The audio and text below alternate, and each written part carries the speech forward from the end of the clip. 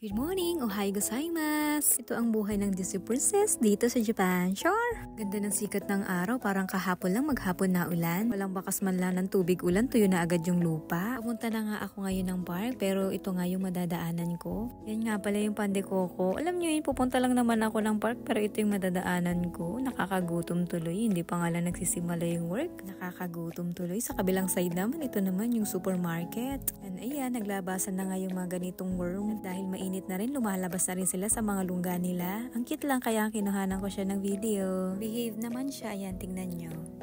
Ayan, nandito na nga ako sa park. Siguro mga 3 to 4 minutes ang lakad mula company hanggang dito sa park. Naalala ko tuloy nung bago pa lang ako dito. Sabi ko sa mga kasama ko, bakit kailangan pa ba nating mag-walking? Punta dito sa park kasi nga medyo may kalayuan din. Pero nung mga ilang taon na rin nakakalipas, hanggang sa nasanay na lang din, ay rin pala na nag-walking para kahit pa paano, nabubuhay yung mga muscles natin para ready magtrabaho sa buong maghapon. Itong ibon nga palang ito, marami nga pala dito sa Japan. Actually, nakakatakot nga sila. Parang ito na yata yung pambansang ipon nila dito sa Japan. Panigurado, pag tinuka ka niyan ay talaga naman tagos hanggang buto. Nakakatakot, di ba? And kanina nag-usap nga pala kami ng manager namin. Siya nga pala yung mag-i-interview sa Pilipinas. Iyon nga pala yung nagawan ko na ng video. Kung napanood nyo yun, mag-i-interview nga pala siya next month kasi hiring kami dito sa company. Tinanong niya ako kung magkano ba yung equivalent ng isang lapad sa peso. So yun, kinumpute ko naman siya kasi nga mababa na yung palitan. Pinakita ko sa kanya kung magkano nga yung equivalent ng isang lapad. Ang sabi niya, mura naman, ang baba naman ang value ng yen. Habang nag-uusap nga kami, gusto ko ang sabihin sa kanya na ayan, alam mo na yung value. Baka naman pwede na kaming mag-overtime. Kasi minsan siya yung nagiging reason hindi kami nagkakaroon ng overtime. Ayaw niya kasi kami mag-overtime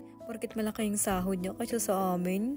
Unfair no? Sure lang. Pero okay lang kaysa naman wala tayong work or di kayo pauwiin tayo ng Pilipinas. O diba? Nga pala sa company na kung saan ako nag-work ay sinusulat nga pala namin yung ginawa namin sa buong maghapon. Compute ko kailan yung oras na na-consume ko at ilan yung na-output ko. Tapos alam mo ba ang nakakaloka dito? After mong ma-compute, ikaw yung mag-agree sa sarili mo kung nagawa mo nga ba yung target sa isang araw. At syempre yung aking output ay goods naman tayo. Ito nga pala yung mga bike namin at yan nga rin nakapark. Ang dami no? At thank you Lord sa buong maghapon na pag-iingat mo. Nakauwi na ako ng bahay ng safe. Salamat din sa inyo sa panonood ng aking video. Bye!